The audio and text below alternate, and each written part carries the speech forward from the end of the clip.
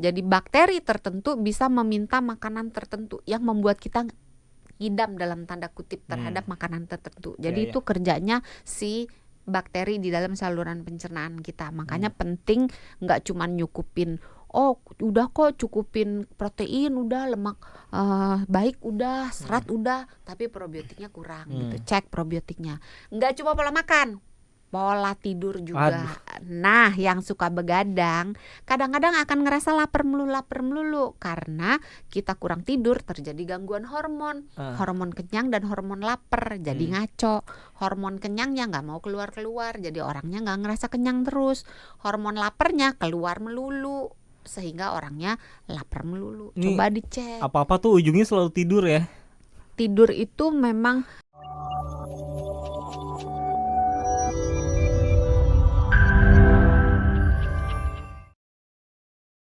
Tapi kalau lihat ini mancing pertanyaan. tapi kalau nonton YouTube juga apalagi YouTube-nya ASMR ya, mancingnya bisa mancing lapar lagi. Iya. Walaupun udah makan. Itu nggak sehat loh sebenarnya kalau ngeliatin mereka makan itu ya, jangan ditiru, Masalahnya nggak tahu kenapa enak gitu nontonnya Dok, ASMR-nya gitu, nontonnya tuh kayak ini enak banget makannya gitu, mindful belum banget. tentu bener dimakan sih. Nah, caranya gimana kalau gitu supaya kalau kita udah makan banyak nggak bisa lapar lagi? Caranya dilihat dulu, diraba, diterawang. Uang dong. Iya. Jadi dilihat sebenarnya penyebab kita merasa lapar itu apa, dan itu dikendalikan, diberesin. Misalnya penyebab rasa lapar melulunya disertai dengan kok sering pipis ya gitu. Kok kalau apalagi terutama malam hari gitu. Atau misalnya kok berat badan agak turun ya gitu.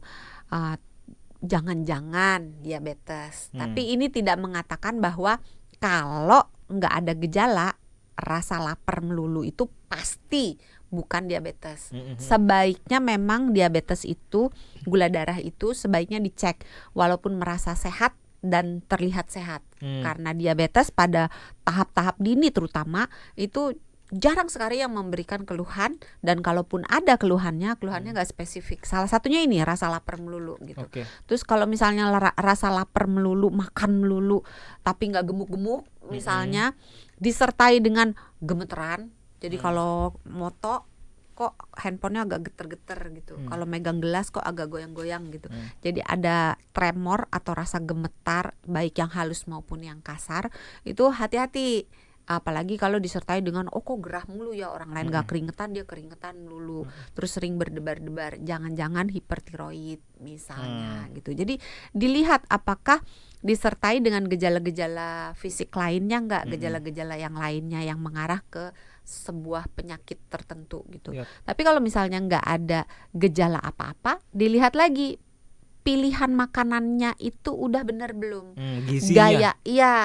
Apakah proteinnya cukup enggak, apakah lemaknya cukup enggak, apakah seratnya cukup enggak, apakah probiotiknya cukup enggak. Karena probiotik itu kan bakteri baik, virus baik, jamur baik yang di dalam saluran pencernaan kita dan di kulit kita. Tapi dalam hal ini kita bicara dalam saluran pencernaan kita, itu bisa minta melalui berbagai mekanisme. Jadi bakteri tertentu bisa meminta makanan tertentu yang membuat kita ngidam dalam tanda kutip terhadap makanan tertentu. Jadi itu kerjanya si bakteri di dalam saluran pencernaan kita. Makanya penting nggak cuma nyukupin, udah kok cukupin protein, udah lemak baik, udah serat, udah, tapi probiotiknya kurang gitu. Cek probiotiknya. Nggak cuma pola makan, pola tidur juga. Nah, yang suka begadang kadang-kadang akan ngerasa lapar melulu karena kita kurang tidur, terjadi gangguan hormon, hormon kenyang dan hormon lapar, jadi ngaco. Hormon kenyangnya nggak mau keluar, jadi orangnya nggak ngerasa kenyang terus. Hormon laparnya keluar melulu, sehingga orangnya lapar melulu. Coba dicek. Apa-apa tuh ujungnya selalu tidur ya. Tidur itu memang kalau kayak kita punya handphone harus dicas kan. Iya. Kalau kita handphone nggak dicas kan ngadat kan. Sama badan kita juga begitu. Sebenarnya, saat kita tidur dicas. Semua topik kesehatan yang saya bahas sama Dokter Santi 2 tahun terakhir ini tuh pasti ujung-ujungnya itu selalu penyebabnya kurang Gaya tidur hidup. sama makan. Iya. Kurang tidur, makan sama olahraga. Nah, itu Sama sebenarnya. stres. Iya, itu tuh akar dari segala. Oke, udah dijelasin banyak macam, kasih analogi, ujung-ujungnya tidur cukup, gaya hidup sehat itu. Coba direfleksikan sahabat Sonora, terus coba komen yang di YouTube nih. Nanti kan bisa ini ya, ngasih komen. Coba komen. Ini ada yang Bener komen, nggak? ada yang komen di YouTube, Yohanes Jelahu, udah makan tapi lapar lagi, apa masalahnya, kan bisa makan lagi. Iya sih. Iya sih benar, makan lagi. Tapi kan di balik makan laginya itu akan tersimpan masalah kesehatan. Iya. Kalau makan melulu pilihan makanannya sehat sih ya. Tapi kalau makanan sehat biasanya nggak, kita kenyang puas udah gitu loh. Ini kata Pak Aryo, oh mungkin Wicak cacingan kalau lapar terus. Bisa. Cacingan bisa ya. Oke. Cacingan itu pada awal-awal bisa menimbulkan rasa lapar terus-menerus. Pada akhirnya ketika si jumlah cacingnya udah ngekos di dalam itu udah tambah gede, tambah sesek, tambah padet gitu, udah kayak pemukiman kumuh. Itu biasanya nafsu makannya bisa turun. Ini ke Pak Hedi Hotip ya di WhatsApp nih. Usianya 62 tahun, ada diabetes tapi terkontrol, konsumsi metformin 500 gram 2 kali sehari. Kalau tengah malam sering terasa lapar, makan malamnya jam 7 malam, Dok. Perutnya sering bunyi keruyukan dan keroncongan padahal habis makan. Kayaknya lemak saya diambil oleh sel untuk energi. Itu karena diabetes kah yang saya alami? Iya, terima kasih Pak Hedi Hotip. Selamat malam Pak Hedi Hotip. Memang pada diabetes salah satu cirinya, terutama pada saat gulanya tidak terkendali, itu rasa lapar yang datang terus-menerus, terus rasa ingin berkemih, terutama di malam hari yang akan mengganggu tidur. Nah, ingat tadi, kurang tidur akan bikin orangnya lapar terus gitu. Jadi kalau misalnya dia diberi metformin 2 kali 1 dan baru 1 macam obat gitu ya, coba dicek pola makannya udah bener belum, kebanyakan karbohidrat nggak, kurang lemak baik nggak, kurang protein nggak, kurang serat nggak gitu ya, dicek ya. Kalau terus dicek gulanya terkontrol nggak, kadang-kadang gula itu petunjuk gulanya nggak terkontrol, jadi orangnya lapar melulu gitu. Coba dicek ya Pak Hedi Hotip. Siap, semoga dicek habis ini Pak Hedi Hotip ya. Ada Ibu Nur dari Pekalongan. Ibu Nur usianya 60 tahun. Oh, kalau Ibu Nur bukan habis makan lapar lagi, Dok. Nggak Tapi lapar-lapar. habis makan hawanya malah ngantuk. Kenapa ya? Iya, selamat malam Itu Ibu karena Nur. gula juga Terima nggak sih, kasih Dok? pertanyaannya. Bisa karena gula, bisa normal. Oh, oke.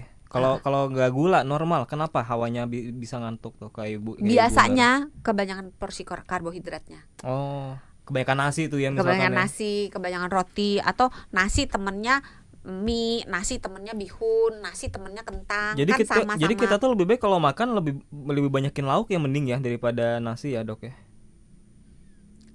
Enggak banyak sih, maksudnya mencukupi. Karena susah juga kalau kita bilang terlalu banyak, karena terlalu banyak protein, walaupun protein itu baik ya, terlalu banyak makan protein itu bisa memberatkan ginjalnya gitu, bisa memberatkan anggota tubuh yang lain. Jadi pas-pas aja. Kebutuhan protein itu kurang lebih 1 gram per kilogram berat badan per hari. Dan jangan dikumpulin ya. Maksudnya gini, kita butuh proteinnya misalnya sebesar 1 dada ayam gitu. Terus kita kumpulin, dada ayam kan kiri kanan ya, kita kumpulin dalam 1 kali makan. Nah, itu tidak terlalu efektif dibandingkan dengan kebutuhan protein kita bagi jadi 3 kali makan atau 2 kali makan. Oke, jadi solusinya perbaiki si porsinya Si ya porsinya, untuk Ibu Nur. Lagian kalau ngantuk mending tidur aja, ngapain makan. Jangan, kalau misalnya jalan keluarnya, kalau misalnya Ibu Nur abis makan ngantuk, coba jalan. Karena ketika kita olahraga, terutama menggunakan tungkai bawah, entah jalan, entah sepeda gitu ya, entah naik turun tangga, pokoknya kalau kakinya dipakai, itu tuh penggunaan gula akan menjadi lebih banyak gitu, sehingga akan memancing rasa ngantuknya berkurang. Terus dicek ya Bu Nur, kalau misalnya sering ngantuk melulu, cek gulanya, jangan-jangan ada masalah. Makin banyak nih pertanyaannya. Boleh dijawab Mas cepat Denny ya. di Tangerang, iya. Bisa dijelaskan jenis lemak baik? Ya, terima kasih Mas Denny pertanyaannya. Lemak baik itu adalah lemak tidak jenuh. Ada yang rantai tunggal, ada yang rantai ganda. Terus macam-macam makanannya.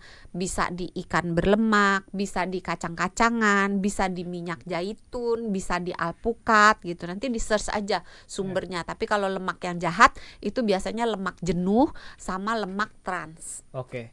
Terakhir deh ini ya, ada Pak Gundolo, tiap hari makan 4 kali, pagi, siang, sore, jam 2-an, dini hari, tetap rasa lapar, 4 kali makan tuh nasi dokter, bukan ngemil atau makan mie.